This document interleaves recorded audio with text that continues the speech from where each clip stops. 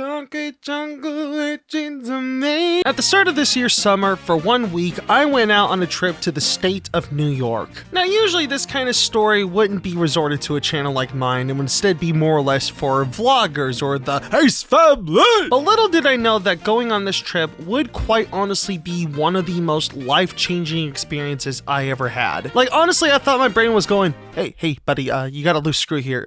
This will probably help you see the world better. It's beautiful. So because of that level of importance, I figured it was fair to turn it into a video. Also, if you're wondering why it took me till October to finally make a video about this trip when it happened in June, it's because I was trying to find a way to structure it so that way it'd fit well with the channel, because this is such a different subject compared to what I'm used to. So that's why it took so long. My brain is slow. Also, and I know this is very obvious, but it should be worth noting that this is all from an anecdotal experience. Not everything that happened on this trip is going to happen to you if you decide to go on a plane trip in the near future. This is all just coming from what happened with me and what I wanted to share with you. June 22nd, 2025. My first ever plane trip. My parents had dropped me off at the airport in order for me to catch this flight, and for one, it felt really strange leaving them behind, and two, it felt a little strange getting on the plane. We did plan this trip ahead of time. We were planning it for 3 months, but yet a part of me, for some reason, felt like things could go wrong. But thankfully, by the time we did get into the air, everything felt fine. We thankfully only had one layover, and that was over in Queens, one of the 5 boroughs of New York City. We actually joked that I could try to run as fast as I could to get to the Nintendo store there and then come back, but alas, I never did that. But for some reason, this airport's bathroom really interested me because I really like the automated sink soap dispenser that they had. It also had a screen that lets you rate how well your shit went. Woohoo! So we went back on the plane one more time to get from Queens over to the last stop, Syracuse. I had a massive amount of relief off my shoulder once I finally landed, because honestly, the trip wasn't really that bad, and neither was the place itself, because holy shit, I was going to be in for a treat. I sadly didn't get to film our first interaction together, but greeting me at the parking lot was my good friend Polly and his wife, Jamelyn. I'd actually known Polly for like 8 years or so seeing him in person for the first time felt very strange, but very exciting. I just couldn't wrap around my head that not only was I in a different state, but I was in New York, a state that really intrigued me as a child. Well, to be specific, New York City, and to be even more specific, Times Square. A lot of stuff from my childhood took place in Times Square, so that's probably why. Though, interesting fact, Syracuse, New York is actually the birth city of Tom Kenny, the voice actor for SpongeBob. I'm Sponge. But yet still, with all of this familiarity under my belt, it still felt very foreign yet familiar. And to add to that feeling, the car that Polly used to pick us up was a 1998 Japanese Toyota Prius. Being in the seat that is supposed to be the driver's seat, but is actually the passenger seat, was really weird to me, but I liked it. Our first stop would be over at Destiny USA, a mall that I am actually going to get into later on in this video, because one of our days would be based entirely around this mall, so I'm not going to share too much with you till later. What I can say is, while I was there, a lot of my thoughts were kicking in. I was still getting worried about if I was going to make it home on time, or if I was going to make it home safely, or if I was going to make it home at all. I don't know why a lot of these thoughts were kicking in, considering that air travel is statistically the safest method of traveling, so a lot of that was just out of pure anxiety. So anyway, we had some fun there. I got this little Kirby figurine, and next thing you know, I finally made it over to Polly's house. And the first thing that we were greeted to at his house was cat. Everyone, this is Sebastian. Sebastian is cat. Sebastian is baby. Cat is baby, and baby is Sebastian. While I would like to have spent more of my time with the cat, I would need to be a little bit more weary about myself. I sadly cannot the cat too much because I am allergic to the cat. I was thankfully able to pick up some medicine a day or two in advance, and thankfully it was enough to last me the whole day, so I was fine. It was approaching dinner time, so Polly and I were able to make a quick stop over at Wegmans. Wegmans is a grocery store that is only available to the northeast eastern part of the country, so while I never sadly had it, I was able to go into one for the first time thanks to this trip. And I just gotta say, those that live on the north or eastern part of the country, Wegmans is awesome. I'm just gonna be honest, I absolutely loved Wegmans. It was one of my favorite stores ever. It was basically just like a giant Kroger in a way. So it was finally time for us to go to bed while we wait for our friends to arrive. Right before a late night trip to Walmart so we can get an air conditioner. Nighty-nighty. Ah, spaghetti. Well, would you look at that? It's the next day. Oh, hey, what's that? Anxiety. Oh. Yeah, so pretty much any thought that you could imagine of when it comes to going on a trip happened to me once again. And after some light conversation with my parents as well as my girlfriend, I was able to calm down pretty quickly, and so I began walking down the stairs and watched some television. Well, to be specific, YouTube, with me being able to airdrop my YouTube onto the TV. Later that morning, Polly headed out in order to pick up our third friend on the trip, Siri. I had known about her thanks to Polly, and I actually got to help work on a couple of projects with her. So if you're into extreme experimental rock music, I would highly recommend Siri, Sunshine, and the Moonshiners. Mainly it's also because I mixed and mastered the music for them too. Unfortunately, the plane that our friend Bronze was on hadn't landed yet. So while we waited for him, we went out to play some mini golf. To be more specific, we played mini golf over at Tom Thumb, which is a half ice cream parlor, half mini golf course. Also, I just have to say, the view from this course was amazing. I know this is probably a mundane view for those that do live in Auburn, and I'm certain some people will still find joy while living there, but because this was my first time ever seeing this view, it just felt really emotional to me, and it made me kind of sad knowing that this was gonna become a memory soon after. A strong and happy one at that, but still, only a memory. So yeah, after some more TV and more cat, we went back to the same Syracuse airport that I landed at in order for us to pick up Bronze. To the veteran viewers that watch my channel, if this guy looks familiar to you, I actually did a video about him a long while back. We've actually stayed friends with each other since then, so yeah, this friend group has been around for quite a while. Also, yes, we managed to fit 5 people into one car. Don't even ask how we managed to pull that off. Anyways, now time. Nighty-nighty. We started the day off playing an original Game of Life board, which was actually pretty intriguing. Yeah, one thing about Polly was that he is very into board games. Like, he has a massive board game wall. He also has a board game related channel that I do some editing for. The man just lives and breathes board games, and it was really cool seeing that collection in person. But that was just the beginner course, because today's adventure was gonna be about thrift shopping. This adventure mainly took place at a city. To be specific, Webster, New York. For thrift shopping, we went to a Savers and a Goodwill they had there.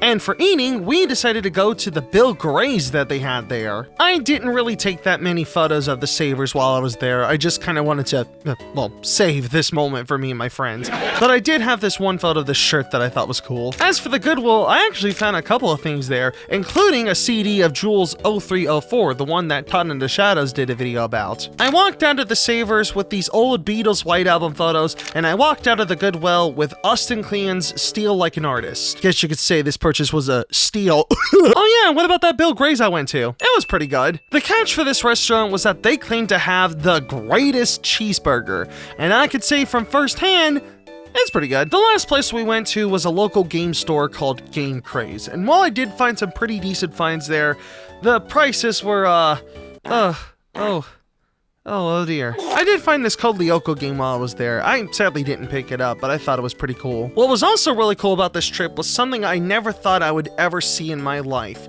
The Canada border. To be specific, I got to see Lake Ontario in person. I didn't take a photo of it for some godforsaken reason, but this photograph on Google Maps shows that we were there, as you can see by the blue dot. So yeah, we spent the rest of the day watching some Trailer Park Boys, watching some other television, and next thing you know, Night-night. it is now day 4. The day did start out a little bit emotional for me, mainly because it was the 16-year anniversary of the passing of Michael Jackson. But that feeling was relieved pretty quickly because this was the day we went to Destiny, USA.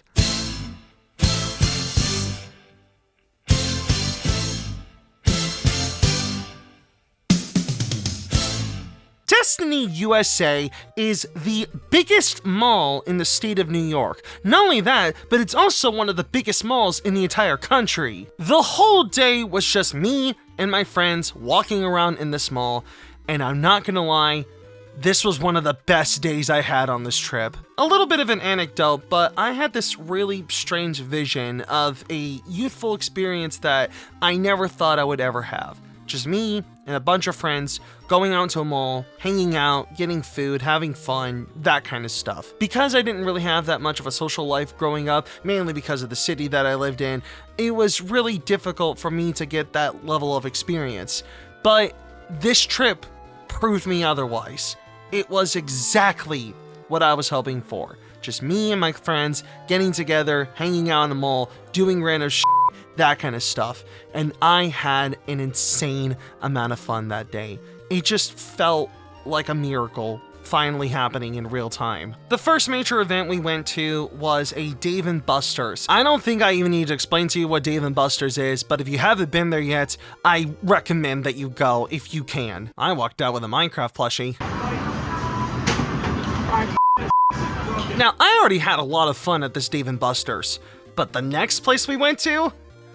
Oh boy! Five Wits, a series of escape rooms that have been around for 20 years. Now, I didn't get to record any footage of me being in there. I'd rather not, because I would like for you to try to get the experience as soon as possible. If you could find a Five Wits in your area, I would highly recommend that you go to one at least once. It's only like around $30 a ticket, and it is worth every penny. I loved it. Oh yeah, and I also had a Popeyes, which was really good.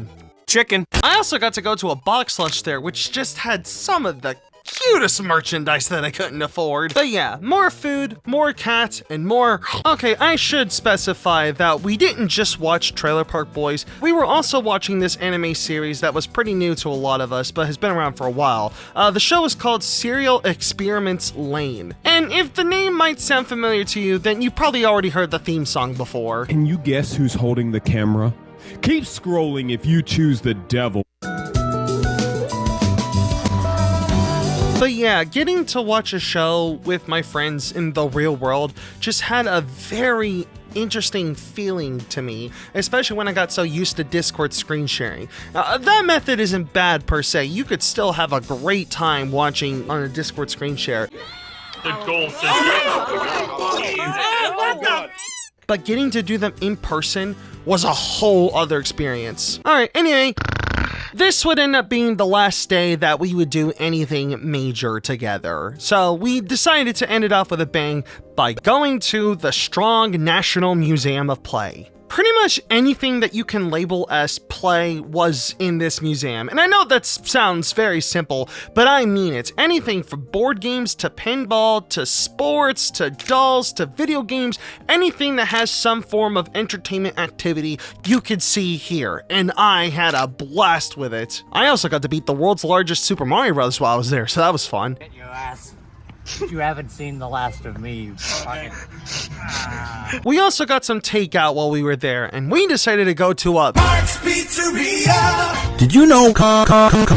Yes, we actually went to the funny meme pizza shop there, and it's really interesting that that commercial even became a meme, considering that this restaurant is only available in New York. But despite the memes and everything, the pizza there was heavily expensive. The two pizzas that we did get there cost us $52. We managed to split the payments up with all of us, so thankfully it worked out in the end, and the pizza was really fucking good.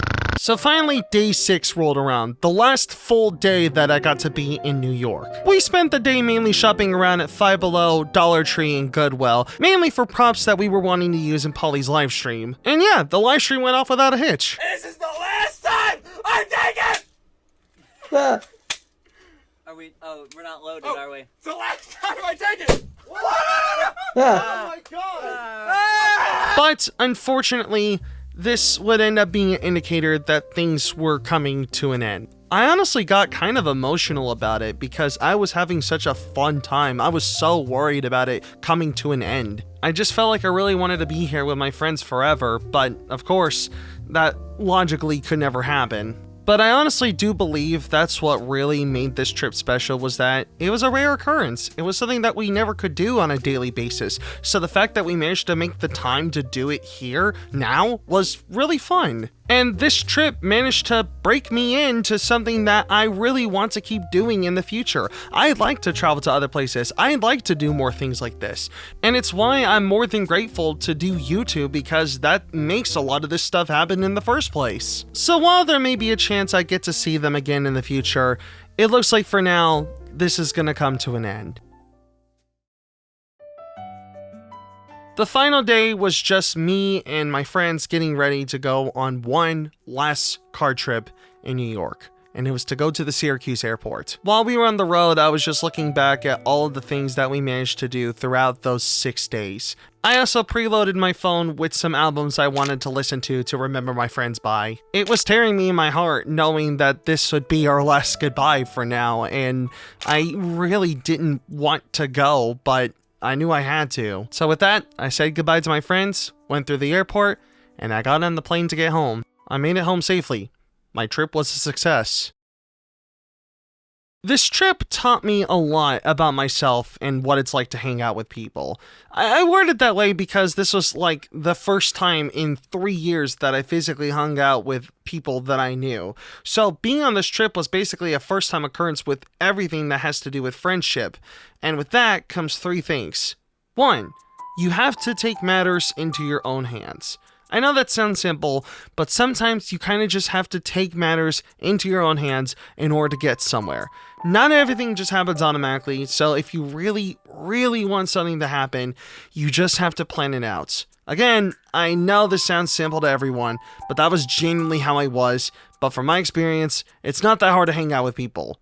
It's not frequent, and that alone could be a bummer to some, but maybe arrange a meeting with your friends, figure out when you all are available, and just see what happens. 2, a physical experience has so much more weight. Growing up, I always felt like I was trying to keep searching for someone, something, somewhere. A lot of my interactivity by the time I was 14 was on Discord, with my friends being on there. And while I absolutely loved having them, with most of them sticking around for the better part of 8 years now, a lot of it was still really difficult to grasp. There was only so much you could do on the internet. So what I really think I needed was experience. Having a physical get-together, going around the city, listening to music, it just built such a strong memory in my head, and one I can not only be more grateful to have. It honestly makes me wish physical transportation wasn't so expensive, honestly. And lastly, 3, and the most important one for me, friendship isn't dead. A lot of people like to blame social media for being a strong reason friend groups and the concept of friendship are dead. And I like to think half of it is true, and the other half is just an excuse. For one, we were just in a life-changing pandemic experience not too long ago. It's just taking quite a while for us to adapt back to the normal life again, especially for people like me who went into adulthood when the pandemic started. Social media was kind of the only tool we had during this time, so now we're just kind of used to that after so long. But I don't really think it's the reason we can't hang out with people anymore. Sure, it might be a bad influence depending on what you watch, but I don't think TikTok is physically locking everybody down, ironically what the other influencers are trying to say it's doing. If anything, it allows us to get even more in touch with people. In fact, if it wasn't for the concept of social media, I wouldn't have been able to go on this trip in the first place. I know this might come off as hyperbolic or maybe even insensitive, given this is coming from me touring New York essentially, a state that is currently facing a massive loss in tourism, especially New York City, but I really did felt like I fit in with people. I'm very grateful for my friends for making this trip possible, and for making this one of the top 5 things that could have ever happened to me this year. So to anybody out there that has online friends that you trust with all your heart and do whatever you can to meet with them, try to do what you can and make that possible. Because who knows? Maybe that's going to change your life for the better one day.